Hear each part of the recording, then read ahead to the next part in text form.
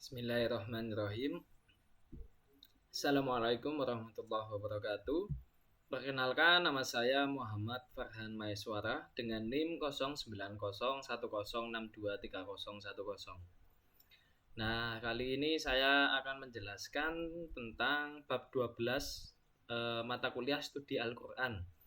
Yaitu bab 12 ini membahas tentang tafsir Al-Quran. Jadi sampai saat ini memahami pola penafsiran Al-Quran adalah hal yang penting bagi semua mahasiswa. Tujuan pertemuan adalah memungkinkan mahasiswa memahami ilmu tafsir Al-Quran dan berbagai aspeknya. Jadi dalam pertemuan ini mahasiswa bisa menjelaskan definisi tafsir, takwil, dan terjemah, serta mampu mengidentifikasi ciri-ciri penafsiran Nabi Muhammad SAW, para sahabat, dan kisah Israiliyat dalam penafsiran Al-Quran. Selain itu, mahasiswa diharapkan dapat menjelaskan kode etik penafsiran Al-Quran dan berbagai jenis tafsir dalam dimensi yang berbeda-beda. Mari kita bahas mengenai tafsir, takwil, dan terjemah. Jadi, tafsir secara etimologi berarti menjelaskan dan mengungkapkan makna. Menurut Ibnu Mandur dalam Lisan Al-Arab, tafsir adalah tindakan membuka sesuatu yang tertutup. Sesuai dengan surah Al-Furqan ayat 33, secara disiplin ilmu Al-Quran, tafsir adalah usaha untuk membuka dan menjelaskan maksud yang sulit dari suatu lafal. Definisi ini jalan dengan pendapat Al-Zarkashi dan Al-Zarkani yang menyatakan bahwa tafsir adalah penjelasan makna-makna Al-Quran dan pengeluaran hukum-hukumnya. Sementara itu, takwil adalah makna tersembunyi dan terselubung yang bersifat spiritual dalam ayat-ayat Al-Quran. Diistimbatkan oleh para ulama. Jadi pendekatan penafsiran Al-Quran melibatkan dua jenis teks syariah, yaitu teks yang sesuai dengan akal dan teks yang bertentangan. Ketika menghadapi teks yang bertentangan dengan akal, takwil ini sangat diperlukan. Jadi Al-Qurtubi menunjukkan pentingnya pertimbangan linguistik dan hukum-hukum terkait dengan penafsiran Al-Quran. Jadi kompleksitas penafsiran Al-Quran juga dipengaruhi oleh dialek Quraisy. Keberhasilan dakwah sangat bergantung pada pemahaman yang baik tentang lingkungan tempat berdakwah. Terjemahan di sisi lain adalah proses mentransfer teks Al-Quran dari bahasa Arab ke bahasa yang lainnya dengan menjelaskan maknanya. Jadi ada dua jenis terjemahan dalam ilmu Al-Quran, yaitu harfiah dan tafsiriyah. Dalam penafsiran Al-Quran ada 4 jenis tafsir berdasarkan tradisi tafsir. Yang pertama yaitu tafsir Al-Quran oleh Al-Quran sendiri, kemudian oleh Nabi, kemudian oleh para sahabat, dan oleh para tabi'in. Jadi otoritas langsung diberikan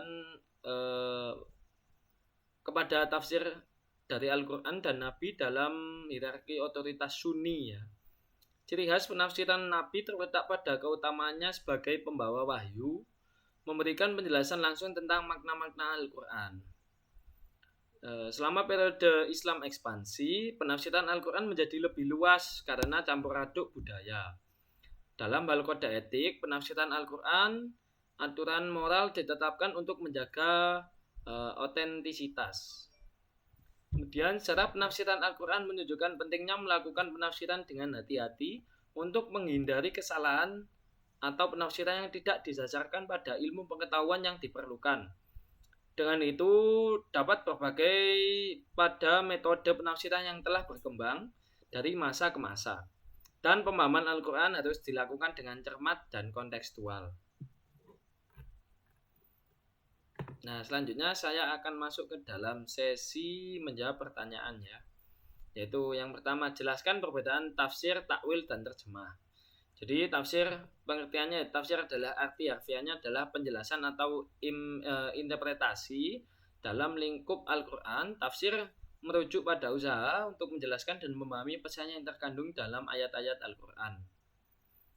Jadi metode pendekatan tafsir mencakup analisis linguistik, kajian sejarah, pemahaman konteks budaya, dan interpretasi yang komprehensif terhadap teks. Hal ini seringkali bergantung pada hadis, perkataan Nabi Muhammad, serta interpretasi para sahabat. Tujuan dari tafsir itu yaitu memahami dan menggali makna yang tersirat dalam teks Al-Quran sehingga dapat diterapkan dalam kehidupan sehari-hari. Kemudian untuk takwil sendiri, takwil berasal dari bahasa Arab, merujuk pada interpretasi mendalam atau pemaknaan yang tersembunyi. Jadi ini merupakan upaya untuk menggali makna yang lebih dalam dari teks Al-Quran, seringkali dengan mempertimbangkan konteks sejarahnya. Jadi metodenya takwil melibatkan penggunaan akal untuk mencari makna yang tersirat dalam teks Al-Quran. Hal ini sering terkait dengan pemahaman spiritual atau metaforis dari ayat-ayat Al-Quran. Tujuan dari takwil itu sendiri untuk mendapatkan pemahaman yang lebih mendalam dan abstrak dari teks Al-Quran, sehingga memungkinkan pemahaman yang lebih dalam terhadap pesan-pesan spiritual dan filosofinya. Kemudian ke terjemah. Terjemah adalah proses mentransfer teks dari suatu bahasa ke bahasa lain dengan menjelaskan maknanya dengan benar dan tepat. Dalam konteks Al-Quran, terjemahan adalah usaha untuk menerjemahkan teks Al-Quran dari bahasa Arab ke bahasa lain supaya mudah dipahami oleh pembaca yang tidak fasih dalam bahasa Arab. Dari metodenya yaitu dengan mempertahankan akurasi dan kesetiaan terhadap teks aslinya sambil memperhatikan konteks budaya dan linguistik dari bahasa yang lain atau bahasa sasaran. Tujuannya ya itu sendiri, tujuannya dapat memahami dan mengambil manfaat dari ajaran Al-Quran. Kemudian soal kedua, sebutkan keunikan penafsiran Nabi Muhammad SAW. Jadi dari otoritas langsung, Nabi Muhammad adalah utusan Allah yang menerima wahyu secara langsung. Karena itu penafsiran beliau memiliki otoritas langsung dari sumber wahyu itu sendiri. Kemudian penjelasan praktis, Nabi memberikan penjelasan langsung tentang makna-makna Al-Quran dengan menerapkan dalam kehidupan sehari-hari. Beliau tidak hanya menjelaskan makna ayat Al-Qurannya, tetapi juga memberikan contoh praktis tentang bagaimana ayat itu harus diaplikasikan dalam kehidupan sehari-hari. Kemudian penekanan pada implikasi yang praktis.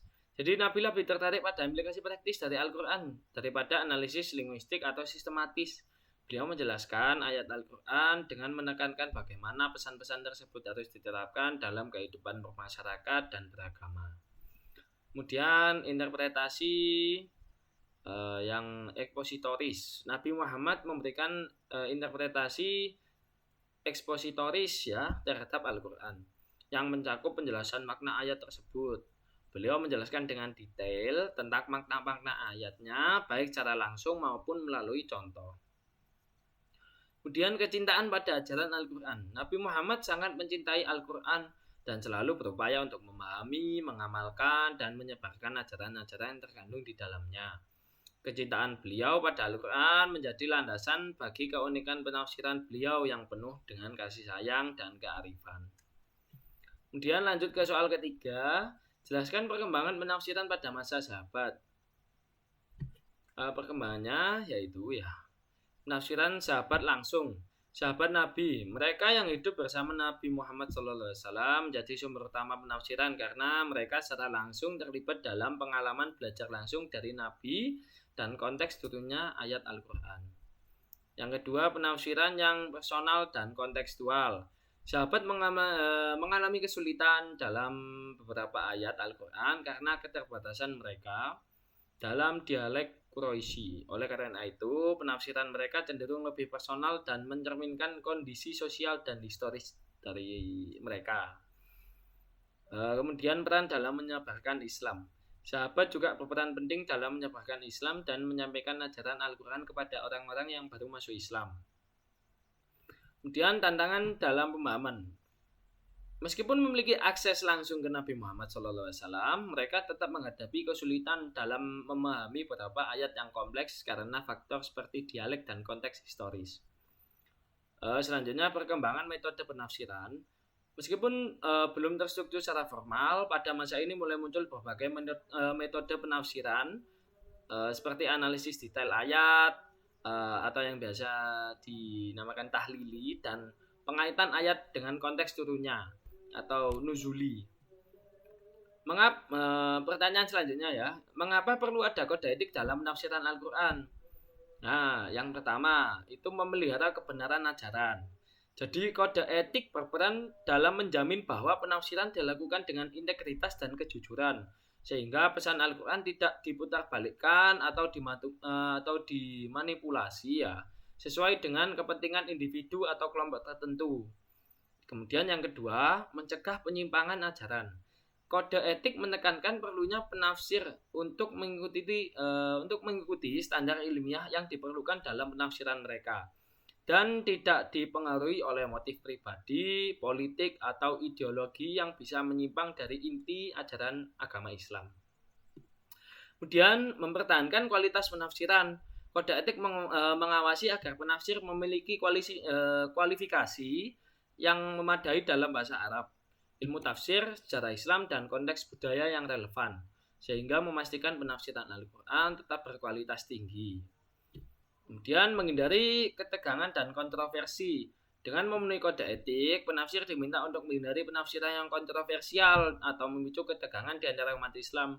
Tujuannya adalah untuk mempromosikan pemahaman yang damai dan sejalan dengan ajaran Al-Quran. Yang terakhir yaitu menjaga kesinambungan pemahaman, yaitu hal ini ya sangat penting untuk mencegah keraguan atau bingung dalam memahami pesan yang terkandung dalam teks Al-Quran. Nah, seperti itu. Oke, mungkin sekian yang bisa saya sampaikan, kurang lebihnya saya mohon maaf. Assalamualaikum warahmatullahi wabarakatuh.